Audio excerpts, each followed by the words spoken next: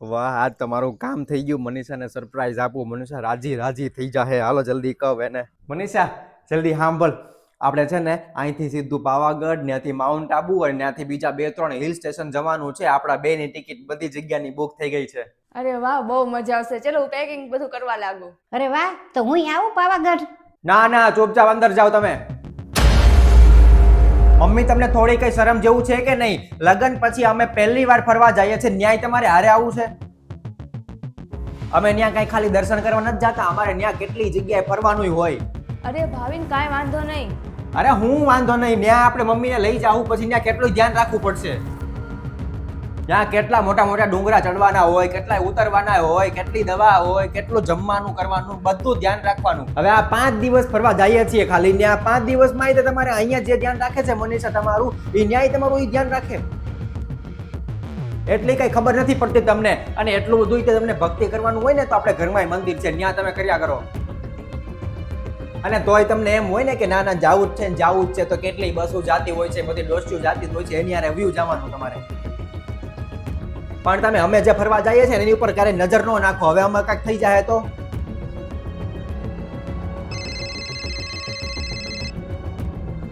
Hello. અરે એવી કેવી રીતે કેન્સલ થાય? હજી હમણાં તો બુકિંગ કર્યું હતું. અરે મેં ઓફિસેથી રજા લઈ લીધી છે, બધી તૈયારી કરી લીધી છે. તમે જોવો ને કે બીજી બસની કાંઈક કોઈ પણ ટિકિટ મળતી હોય એવું. Hello hello. કેમ કેન્સલ થઈ ગઈ? શું થયું? અરે હું થયું હવે? આ મારા મમ્મીની નજર લાગી ગઈ. હજી હું અત્યારે બોલતો હતો કે તમે નજર નો નાખો, નજર નો નાખો. થઈ ગઈ ને કેન્સલ ટિકિટ? બસ કરો ભાવિન, બહુ બોલી લીધું તમે.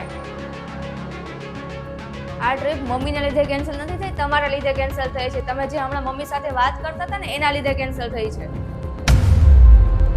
લોકો કહે છે ને કે માતાજીના બોલાવ્યા વગર આપણે ક્યાંય ન જઈ શકીએ, તો માતાજીએ તો આપણને બોલાવ્યા હતા, પણ તમારા મમ્મી સાથેના ખરાબ વ્યવહારના લીધે ને મમ્મી નારાજ થઈ ગયા ને એના લીધે કેન્સલ થઈ છે.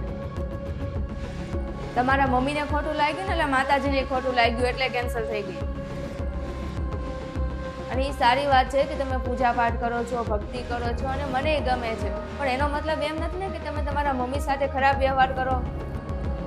અને એ પૂજા પાઠનો કોઈ અર્થ જ નથી કે તમે તમારા ઘરમાં જ તમારા મમ્મી પપ્પાને જ ખુશ નથી રાખી શકતા.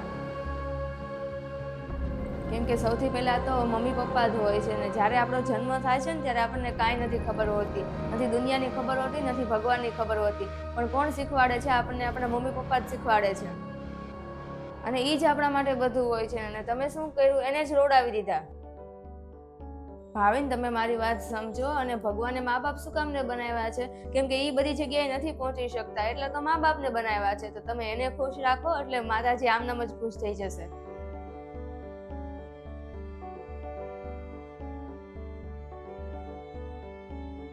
નમસ્તે મિત્રો, જેમ આ વિડીયોની અંદર બતાવ્યું છે એમ હું તો કહું છું કે દરેકના જીવનમાં આ હોવું જ જોઈએ કે કદાચ આપણે ભગવાનની પૂજા કરીએ ન કરીએ એ તો પછીની વાત છે, પણ સૌથી પહેલાં તમે તમારા મા બાપની પૂજા કરો, એમનું માન સન્માન રાખો, એમના આશીર્વાદ લો અને દરેક જગ્યાએ એમને પ્રથમ રાખો. જેમ ગણપતિ દાદાએ જ્યારે પ્રથમ પૂજ્ય બનવાની જે સ્પર્ધા હતી એમાં બીજી જગ્યાએ ક્યાંય પ્રદક્ષિણા કરવાની બદલે એણે સૌથી પહેલાં શું નક્કી કર્યું કે પોતાના જ મા બાપની હું પ્રદક્ષિણા કરું, અને એ જગ્યાએ એમના મા બાપની એટલે કે શંકર ભગવાન અને પાર્વતી માતાની પ્રદક્ષિણા કરી અને એમના આશીર્વાદ લીધા, એટલે ત્યારથી એ પ્રથમ પૂજ્ય બની ગયા. એ જ રીતે હું એમ કહું છું કે આપણે નાની એવી સેવા તો કરી જ શકે ને મા બાપની. એક ખાલી નાનું એવું જીવન મળ્યું છે, તો આ જીવનની અંદર દરેક વસ્તુ, દરેક જગ્યાએ, દરેક સમયે આપણે નાની નાની સેવા તો કરી જ શકીએ. અને કોઈ એવો દીકરો કે દીકરી ન હોય કે એ સેવા ન કરી શકે અને એના માટે સમય ન કાઢી શકે, એવું તો કોઈ દિવસ પોસિબલ જ નથી. ભલે ગમે તેવો બિઝી હોય, પણ એ સેવા માટે તો એ સમય કાઢી જ શકે. કેમ કે એમને એને જન્મ આપ્યો છે, એમને એને મોટા કર્યા છે, ભણાવ્યા છે, ગણાવ્યા છે, દરેક વસ્તુ દરેક પરિસ્થિતિમાં આગળ લાવ્યા છે. તો એ જે જગ્યાએ આજે હોય એ એમના જ કારણે હોય, એટલા માટે એમને આ તો કરવું જ જોઈએ. બાકી તમને વિડીયો ગમ્યો હોય તો લાઈક, શેર અને કમેન્ટ કરજો.